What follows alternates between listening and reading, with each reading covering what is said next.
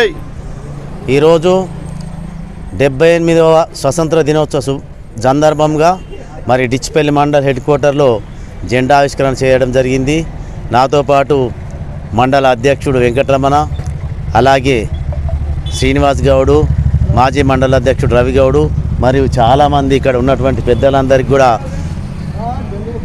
78వ స్వతంత్ర దినోత్సవ శుభాకాంక్షలు అందరికీ తెలియజేస్తున్నాను. అలాగే మరి యావత్ భారతదేశంలోనే కాదు యావత్ ప్రపంచంలో ఉన్నటువంటి అందరికీ కూడా స్వాతంత్ర దినోత్సవ శుభాకాంక్షలు తెలియజేస్తున్నాను. ముఖ్యంగా ఏంటంటే మనం భారతదేశంలో జన్మించడం చాలా గొప్పది. భారతదేశంలో ఉన్నటువంటి మట్టి పవర్ కూడా ప్రపంచంలో అందరికీ తెలిసేటట్టుగా మన నరేంద్ర మోడీ గారు తెలియజేశాడు. కాబట్టి మరి ప్రజలందరికీ కూడా నేను తెలంగాణ ప్రజలకు కూడా పేరు పేరున ధన్యవాదాలు తెలియజేస్తూ స్వాతంత్ర దినోత్సవ శుభాకాంక్షలు తెలియజేస్తున్నాను. అలాగే మరి రేపు మరి బంగ్లాదేశ్లో జరిగినటువంటి అఖండమైన ఘోరంగా హిందువుల మీద వాళ్ళు చేసినటువంటి ప్రయోగాలు అందరం చూశాము.